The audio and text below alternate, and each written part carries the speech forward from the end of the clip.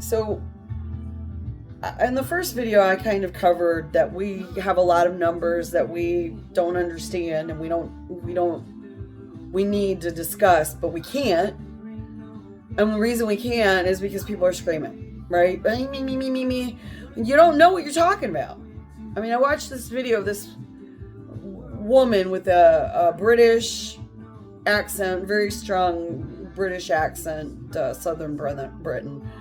And she's claiming she's American, and she is screaming at this young woman who is clearly Asian in descent. And she's just racist as fuck. And she's telling her to go back to your country, illegal. And you can tell that the young woman she's talking to has an American accent. This bitch obviously migrated here from the UK somewhere. Okay, why does this dumb bitch think that she can tell someone actually born here that? Oh, because white America has it in their heads that if you don't look white enough, you don't belong here. So let's talk about whether or not white America belongs here. And that's history, bitches, right? We have to talk about the history about how white America got here. Maybe the reason you're so worried about illegal immigration is actually the history behind it. Because the truth is, if we look at the history about how the fuck white America became 90% of this country 100 years ago, it's not pretty. And maybe that's why you're so upset by it and you don't want to talk about it. But it's time we talk the history, for real. Number one, we didn't come here in 1630. The French and the Spaniards came here way before that. But here's even more weird. The Brits, when we lie about history as Americans, we can put this on the Brits for real. You know why? Because the Brits actually sent their first effort at a colony here in the colonies, the New World, what would become the United States of America, in 1585. I'm not even making that up. Look it up. Lost Roanoke Colony of the Virginia Company of London. Same company would 40 years later, after they lost this goddamn colony, the same company would actually land at Plymouth Rock. And that's the one we all talk about, right? We don't talk about their failure in 1585. We talk about the one that was successful after they retried in 1630.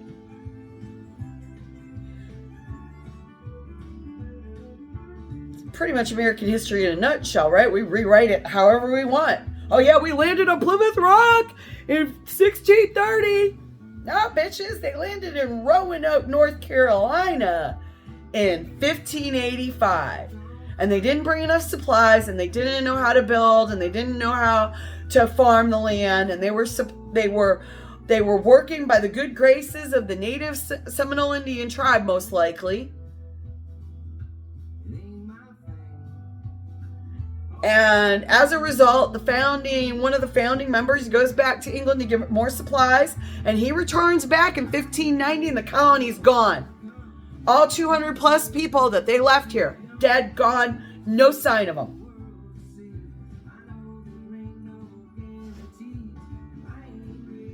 I'm not making that up.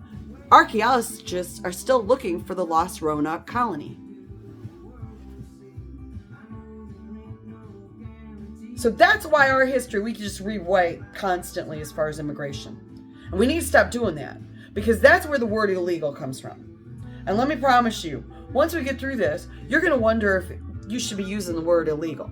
Maybe not all of you, but I know at least half of you are going to be smart enough to go, should we even be using that word anymore? Let's be honest. Once they got a sustainable colony, Britain started throwing people here. Estimates are anywhere from 60,000 to 100,000 came through the Roanoke colony in the first 10 years. From 1620 or 1630 to 1640, 1650, 60,000 to 100,000 people came through that colony. Just the one. And that doesn't include the New York and Virginia and wherever else they started plopping down.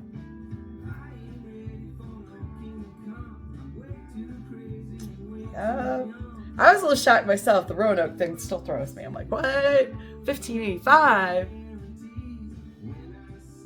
But so they just started throwing them. Britain doesn't want them, especially if they're at odds with the religious beliefs of the Church of England. But more importantly, why did the king want to establish the New World, the colonies here that would eventually turn into the United States?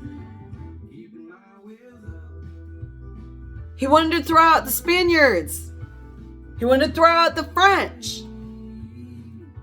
Oldest colony in the United States of America is St. Augustine, Florida. That was founded by Spaniards. The King of England was throwing people here left and right. He didn't care. He just every ship that could come got authorized to come once they had a colony that survived.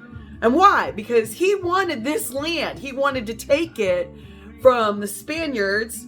He wanted to take it from the Queen of Spain. He wanted to take it from the King of France. He did not want them to have the New World. Period. So they were throwing people here left and right all over the place. Push out the Spaniards. Push out the French. Let's be clear on what colonization was. It was Anglo-white, Saxon, white, Protestant. Shove everybody out of your way and take it over for the King of England. That's the history of white America's creation here in the colonies. It's not a pretty picture if you think about it. What's bizarre is they were throwing so many here that they couldn't keep track. They literally didn't keep track. They just kept throwing bodies. More. More bodies, more land. That's it. 100,000 in 10 years. They think. They don't know. They don't even know how many ships didn't make it. You'd have to go through all the ship archives in England to figure out how many ships actually came, and probably individual ports, and then figure out how many of them actually made it here to figure out how many sank. And worse, we didn't keep track real well, depending on which colony, of which ships made it.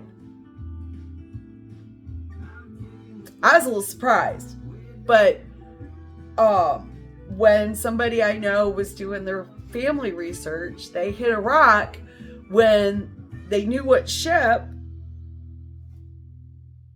They found the ship. It came into port in Boston. They don't know how many family members were on it. The manifest of how many people is inconclusive as far as that goes. It's this many souls. Boop, boop, boop, boop, boop. Male, female, wife, husband, wife, 3 kids. Can't even tell if he came over as a kid or husband, wife. Crazy. They didn't care. They did not care back then. And I think at that point, we started to realize that illegal immigration, if the Native Americans wanted to call it that, or the French, or the Spanish wanted to call it that at the time, Britain was just trying to overwhelm them with people. That's just facts. From the Spanish point of view and from the French point of view, you were invaders. From Native Americans, all of y'all's was invaders, right? I don't know. All of us were invaders. All of us are invaders. Look at it that way, right? But it's very strange because that is how white America gets its foothold. Britain wants to invade in the most sneaky appeasement way possible. Just throw as many people in here and throw so many in that they overwhelm the land. Kind of sounds like when people start bitching about illegals, right? Oh my God, it's because it's that mentality. We go back that far into that mentality, if you think about it. The whole goal was to overwhelm 2 other European colonists coming in and ensure that England walked away with the New World by literally overwhelming it with British citizens. All of a sudden, that negative stereotype that we carry in our minds literally comes from our own history of how we were created in the first place. Wow, right? Now, if you're not a little bit mind blown by that, I mean, that's the basic gist of it. We can get into all the deep scholar crap, but the gist of it is that's where the mindset of being overwhelmed comes from. The overwhelming comes from the fact that was Britain's plan. They're going to overtake us because that was what Britain wanted to do. Overtake, literally. Not even making that up. So, if all of a sudden that is the real reason, you start to realize why Britain didn't give a shit how many people came. And we literally don't have legitimate counts the entire time Britain's in charge. Not making that up either. The king got estimates from each of the governors of each of the colonies, which is where the word governors for each state comes from. He would get an estimate, but he wouldn't get an actual count. They didn't do a census. They didn't give a shit. You had 50 kids. Yay! It's just that many, though. Can fight the Spaniards and the French up if we need to. What? Are you making that up? It's bizarre. So Britain doesn't keep a real good track. It's not like Nazi Germany where they're tattooing the arms with numbers. The records aren't that anal. And so White America becomes this Anglo-Saxon Protestant mix that has overwhelmed the Native American population, overwhelmed the French population, and overwhelmed the Spanish population. We could debate whether the French or the Spanish would have been better for the country as a whole all day long. Won't matter. We all know the Brits were successful, right? We all know when that American Revolution rolled around, it wasn't the French we were fighting. It wasn't the Spaniards we were fighting. No, it was the Brits. Because the Brits had overwhelmed them with all these people. And so we get it in our mindset that we can be overwhelmed. And we keep that mindset through everything I've researched. It's just crazy. We could be overwhelmed. The only people that got overwhelmed were the Native Americans, if we're going to be honest. They couldn't figure out Spanish, French. It was just so many. So you're like, okay, well, when did we start caring? We started caring when the American Revolution happened. We needed to know how many of you assholes were going to be loyal to Britain. You're on, are you talking to me? No, I'm talking to your ancestors, or your ancestors, or probably not even your ancestors, because the mass majority of this country now has come over here from the 1870s on. It's a fact. Something like 70% of the population has absolutely no, white America has absolutely no ties to the Brits. But we still hold that mentality because the Founding Fathers had that mentality. The Founding Fathers decided that they needed to start keeping track. And the reason they wanted to initially start keeping track in the 1870s is because they wanted to find out who was loyalist and who wasn't. Who was going to fight for the king, and who do they need to potentially throw out of the country?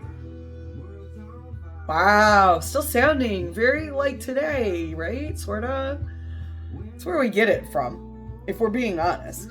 In fact, the very first time that we passed any type of immigration law is 1798, a true immigration law.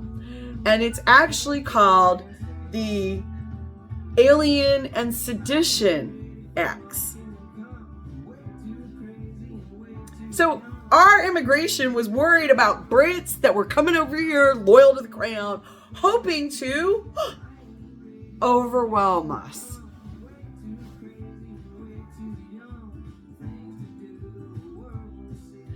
Think about that for a second.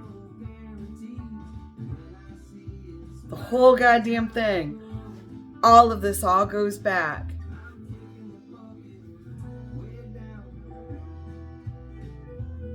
to how the Brits took over in the first place.